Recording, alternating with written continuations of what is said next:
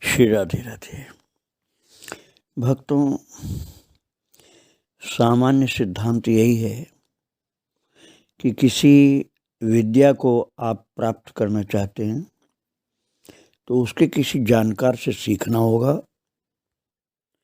और फिर उसका खूब अभ्यास करना होगा, जिसको समाज में लोग रियाज बोलते हैं। तो सीखना भी है, अभ्यास भी करना है, और एक लंबे अभ्यास के बाद निरंतर साधना करते करते तब कुछ उसमें दक्षता प्राप्त होती है। सामान्य सिद्धांत की बात तो यही है भक्तों। लेकिन जो दिव्य शक्ति संपन्न महापुरुष होते हैं, उनके अंदर बिना सीखे ही विद्याएं प्रकट होती हैं। उनको न सीखना पड़ता है, न रियाज करना पड़ता है, अर्थात अभ्यास नहीं करना पड़ता है, और दक्षता एक अलौकिक प्रकार से अपने आप उनको सुलभ रहती है। कल आप सुन रहे थे कि श्री गुलाबराव जी महाराज संत, जो कि कभी संगीत नहीं सीखे थे, जिन्होंने जीवन में कभी नृत्य नहीं किया था, न सीखा, न अभ्यास किया, न नृत्य किया, वो जब सहज ही एक दिन नृत्य करने लगे तो शास्त्रीय संगीत की विधा के अनुसार नृत्य प्रारंभ हुआ और ऐसी तीव्रता का हुआ कि तबला वादक हार गया, जबकि उसने सीखा था और बहुत अभ्यास किया था और दक्ष भी माना जाता था।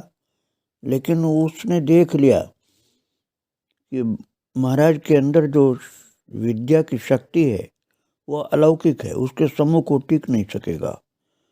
आखिर में हार करके चरणों में गिर पड़ा वो, और कहा कि आपकी विद्या इस संसार की नहीं है, मैं आपके सम्मुख पराजित हूं और चरणों में शरणागत हूं। एक बार भी महाराज ने जीवन में कभी नृत्य नहीं किया था, पहली बार किया, और ऐसा अद्भुत किया कि लोगों की बुद्धि के बाहर की बात थी। इस तरह से नृत्य करके महाराज जी ने स्वयं अपने गोपीत्व का लोगों के सम्मुख ऐसा प्रदर्शन अपने आप कर दिया कि सब दंग रह गए। सब चकित हैं कि ये विद्या महाराज जी की कहाँ से प्रकट हुई, ये तो कभी भी नहीं किया था इन्होंने नृत्य। एक संगीत की बात नहीं भक्तों, ऐसे अलौकिक दिव्य महापुरुषों के अंदर समय समय पर सभी विद्याएं प्रकट हुआ करती हैं। इसलिए महाराज जी को विद्वान नहीं, पराकाष्ठा का विद्वान कहा जा सकता है।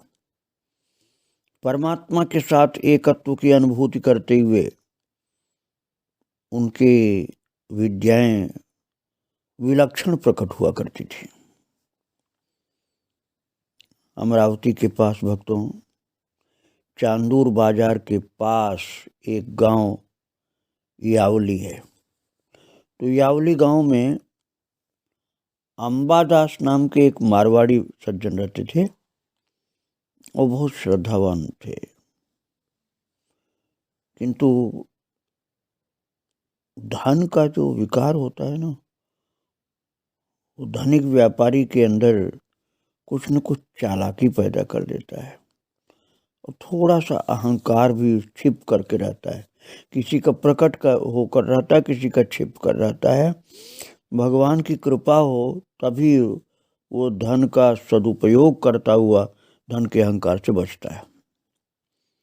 तो अंबादास जिनकी बात मैं कर रहा हूँ, उनकी पत्नी की आयु ढलने लगी थी, 50 वर्ष की हो चुकी थी पत्नी, लेकिन अब तक कोई भी संतान नहीं थी। अब आप सोचिए, 20 वर्ष क्या, उस समय तो 15 वर्ष से भी पहले शादी हो जाती थी, और 50 वर्ष की हो गई, अभी तक कोई बच्चा हुआ ही नहीं। तो अब तो संभावना ही नहीं थी। लेकिन अंबादास ने देखा कि ये महाराज जी श्री गुलाबराव जी तो विचित्र चमत्कार वाले हैं। तो अंबादास ने विचार किया कि इनकी सेवा करके लाभ प्राप्त हो जाएगा। इसलिए उसने सेवा आरंभ कर दिया। विनम्रता के साथ उनके पीछे चलता था और उसने देख लिया कि इनको वित्त की आवश्यकता पड़ती है एक किताब खरीदने के लिए, और दूसरा भगवान का उत्सव मनाते हैं उसके लिए, और धन तो पर्याप्त था ही उसके पास।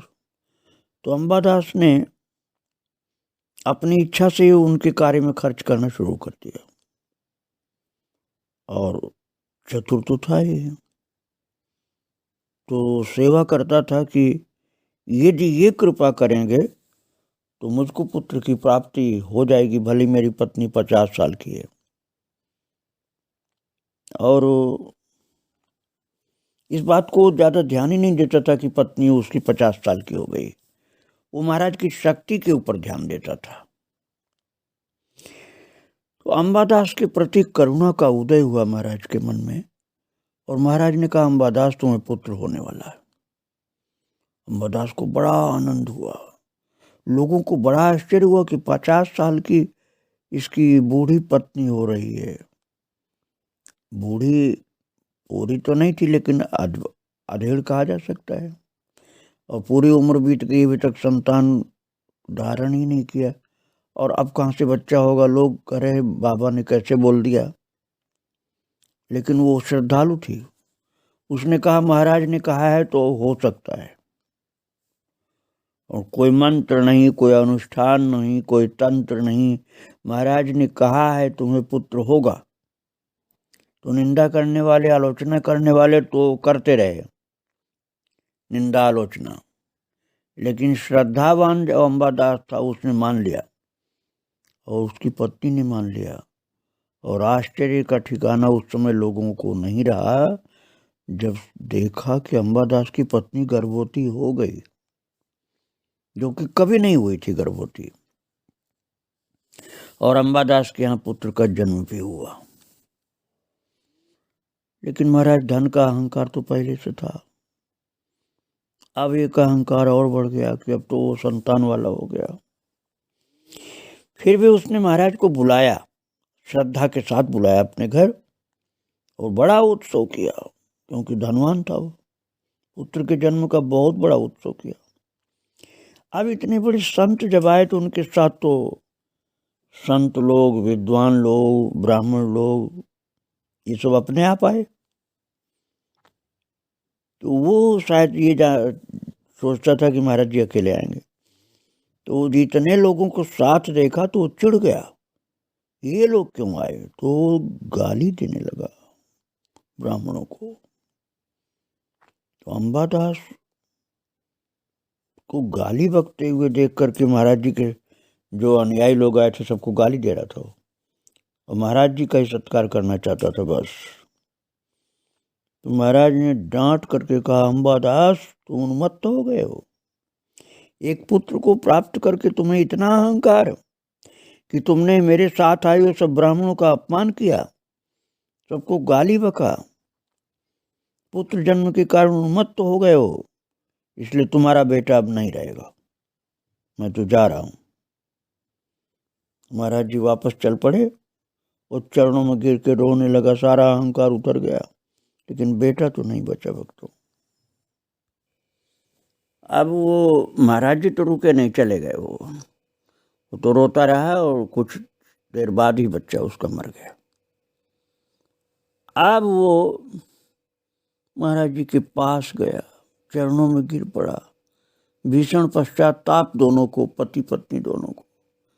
पति की गलती ज्यादा थी, पत्नी की कोई ज्यादा कुछ भी गलती नहीं थी, लेकिन अब क्या करे, पति उसका पागल सा हो रहा था अहंकार में। जब बहुत रोया, बहुत प्रार्थना किया, तो उसका रुदन देख करके महाराज जी ने कहा कि जीवन में पुनः ब्राह्मणों का अपमान मत करना। ये तुमसे क्या लेने आए थे, ये तो मेरे साथ आए थे, तुम कुछ खिला देते इनको तो तुम्ही को लाभ मिलता, आशीर्वाद मिलता।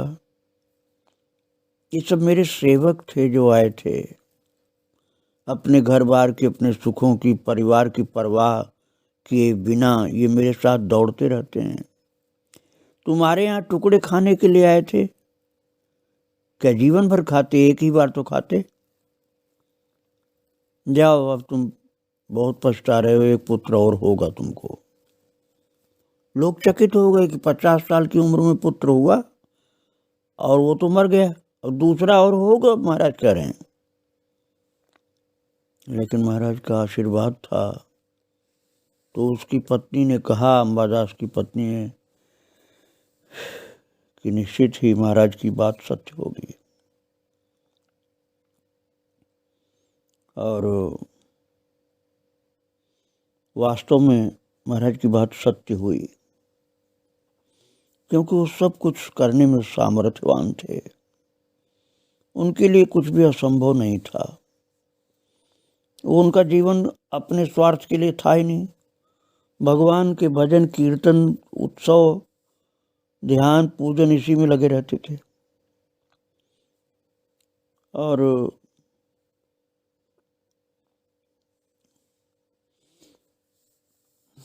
महाराज बहुत विलक्षण शक्ति थी उनके अंदर। भक्तों, आज भी अंबादास जी का वंश चल रहा है, महाराज की कृपा है। एक बार महाराज जी से लोगों ने पूछा कि महाराज आपके मुख से एक श्लोक निकला, वो श्लोक कौन से ग्रंथ का? हम लोग जान नहीं पाए। बोले नारद पांचरात्र का है। तो जिज्ञासुओं ने पूछा कि महाराज ये ग्रंथ कहाँ मिलेगा? महाराज ने कहा कि भाई एक प्रति है मथुरा के एक चौबे के पास, वहां से कोई ला सकता हो तो बतलाऊं। फिर महाराज जी बोले नहीं, एक प्रति और है। पूरे भारतवर्ष में नारद पांचरात्र ग्रंथ की केवल 2 प्रतियां हैं, एक मथुरा में और दूसरी है नागपुर में, भोसले ग्रंथालय में। तो लोगों को बड़ा आश्चर्य हुआ, लेकिन ये अच्छा लगा कि चलो हमारे महाराष्ट्र में नागपुर में भी है, मथुरा तक नहीं जाना पड़ेगा। तो कितने लोग जिज्ञासु होते थे कि नारद पांचरात्र ग्रंथ हमको मिल जाएगा नागपुर में भोसले ग्रंथालय में, भोसले लाइब्रेरी में। तो उसकी खोज के लिए चल पड़े लोग कि किसी तरह से मिल जाए। तो 2 लोग भोसले ग्रंथालय गए, और ग्रंथपाल जो था, मतलब लाइब्रेरियन, उसने सूची देखा और कहा इस प्रकार का कोई ग्रंथ नहीं मेरी लाइब्रेरी में। और लोगों ने आकर के कहा श्री महाराज जी से, गुलाब राव जी से। तो उन्होंने कहा लाइब्रेरियन को नहीं पता है, लेकिन ग्रंथ है। उसने कहा मैंने पूरा ढूंढ डाला महाराज, सब सूची देख ली, कहीं भी ये नारद पांचरात्र नाम का ग्रंथ नहीं है। महाराज ने कहा रुको, मैं बताता हूँ कहाँ है। उन्होंने कहा ऊपर के खाने में अमुक अलमारी में इतने क्रमांक में जो ग्रंथ है वही ग्रंथ है। इतनी बड़ी लाइब्रेरी थी महाराज की। वो महाराज जी ने सब खाना, अलमारी, सीरियल नंबर ये सब बताए। तो लोगों ने जा कर के फिर बताया उसको, ग्रंथपाल को, लाइब्रेरियन को। तो ग्रंथ निकाला तो कहा देखो वो ग्रंथ नहीं है। फिर जो नंबर बताया था उस नंबर का ग्रंथ लेकर के महाराज जी को दिखाने के लिए आए। तो नागपुर की घटना है भक्तों में। तो लोगों ने कहा महाराज वो ग्रंथ तो नहीं है। तो महाराज ने ग्रंथ अपने हाथ में लिया, उसको प्रणाम किया और कहा आंखें खोल करके भी आप लोग कितने अंधे हैं, मैं तो नेत्रहीन हूं और मैं देख रहा हूं कि है, और तुम लोगों के पास आंखें हैं तब भी नहीं देख पा रहे हो। इस ग्रंथ में देखो, इस एक बाइंडिंग में 3 ग्रंथ हैं और तीनों को एक में बांध दिया गया कपड़े में, तो तुम समझ रहे हो कि एक ही ग्रंथ है। कपड़ा खोलो, इसके अंदर 3 ग्रंथ हैं। महाराज ने कहा पहला छोड़ दो और तीसरा भी छोड़ दो, बीच का ग्रंथ कौन सा निकालो। और जब बीच का ग्रंथ निकाला गया तो देखा सबने कि वो लिखना नारद पांचरात्र। लोग आश्चर्य में पड़ गए कि महाराज जी ने ये ग्रंथ कैसे निकाला, लाइब्रेरियन को नहीं पता, हम लोग भी नहीं ढूंढ पाए, ये तो कोई भी नहीं कर सकता था जैसे इन्होंने ढूंढ के निकाला। महाराज योग की श्रेष्ठ सिद्धियां और परमात्मा के साथ एकात्मकता की अनुभूति जिसको प्राप्त नहीं हो, ऐसा कार्य कोई व्यक्ति नहीं कर सकेगा। क्योंकि महाराज जी स्वयं ज्ञानेश्वर महाराज की अनुभूति प्राप्त किए थे। श्री ज्ञानेश्वर महाराज जी ने गुलाब राव के ऊपर अपनी परिपूर्ण कृपा डाली थी। अनन्य भक्त थे वो ज्ञानेश्वर जी के, और ज्ञानेश्वर जी के साथ उनका वार्तालाप होता था। वार्तालाप उनको ज्ञानेश्वर महाराज के दर्शन रोजाना होते थे, इसलिए वे ऐसा करने में समर्थ थे। मनुष्य की बुद्धि की शक्ति के बाहर की बात थी जो उन्होंने किया था। तो अकोला की बात है भक्तों, महाराष्ट्र में अकोला है, वहां की बात है। एक दिन बोलते बोलते महाराज तक ऐसी पता नहीं कौन सी ज्ञान की शक्ति आई कि वो एक ऐसी ओ भी बोल गए। वहाँ की समझ लीजिए कोई कविता एक प्रकार की होती है, उसको ओ भी बोलते हैं। तो मराठी एक ऐसी ओ भी बोले जो ज्ञानेश्वरी में नहीं थी। ज्ञानेश्वरी ग्रंथ तो वहाँ बहुत प्रचलित है, लेकिन ज्ञानेश्वरी ग्रंथ में वो भी नहीं थी। तो लोगों ने टोका, महाराज जो ओ भी आप बोल रहे हैं वो ज्ञानेश्वरी में नहीं है। तो गुलाब राव जी मुस्कुराने लगे, बोले आप लोगों को पता नहीं है, सामान्य लोगों के लिए केवल 9000 ओवियों को प्रकट किया गया, किंतु मूल ज्ञानेश्वरी में 10,000 ओवियां हैं। 1000 ओवी तुम लोगों के लिए नहीं है, तुम लोगों के लिए केवल 9000 हैं। वास्तविकता में 10,000 ओवियां हैं श्री ज्ञानेश्वर जी की लिखी हुई। नारद भक्ति सूत्र भी जितने उपलब्ध हैं उससे बहुत अधिक हैं। और महाराज जी ने बताया कि समय समय पर इन ग्रंथों का प्रकाशन समाज के कल्याण को देख करके किया जाता है। महाराज जी ने इस सिद्धांत के रूप में बताया कि ये बातें साधारण नहीं है जो सबको सुलभ हो जाएंगी। अब आप ये समझिए, जो आज ग्रंथ हैं उनको जितना आदमी देखेगा ग्रंथ में उतना ही तो मानेगा, लेकिन जो अलौकिक सिद्ध पुरुष होते हैं वो छिपे हुए रहस्य को उद्घाटित करते हैं। तो श्री गुलाब राव जी तो अलौकिक महापुरुष थे ना, इसलिए महाराष्ट्रियन लोग आश्चर्य में पड़ गए कि हम सबके घर में ग्रंथ है ज्ञानेश्वरी, उसमें 9000 ओवी हैं और ये 10,000 ओवी बता रहे हैं। तो एक व्यक्ति ने कहा, धावनकर उसका नाम था, उसने कहा गुलाब राव जी महाराज से कि महाराज आपको ज्ञानेश्वर महाराज दिखते हैं क्या? तो हमारे ऊपर भी कृपा कर दीजिए, आप हमें बतला सकेंगे क्या कि ज्ञानेश्वर महाराज कैसे हैं देखने में? हम लोगों ने उनकी कथा तो बहुत सुनी लेकिन दर्शन कभी नहीं प्राप्त किया। तो महाराज ने कहा कि मैं आपको कैसे बताऊं, आप पूछते हो कैसे लगते हैं देखने में, तो आपके समझ में नहीं आएगा। यदि आप समझना चाहते हो तो एक अच्छे चित्रकार को बुलाइए, और वो चित्रकार शाकाहारी होना चाहिए, सद्व्यवहारी होना चाहिए और भगवान की भक्ति में लगा होना चाहिए। उसको मेरे पास बैठाइए, मैं तब उसको बताऊंगा कि ज्ञानेश्वर जी महाराज कैसे हैं। तो उस चित्रकार को मेरी बात समझ में आएगी और वो चित्र बनाएगा। इस प्रकार के चित्रकार को बुलाया गया, बहुत खोजा गया कि ऐसा सात्विक पवित्र बुद्धि का सद्व्यवहारी और भगवान की भक्ति में लगा हुआ चित्रकार होना चाहिए। बहुत ढूंढने पर मुश्किल से मिला और उस चित्रकार को बुला करके श्री गुलाब राव जी के बगल में बैठाया गया।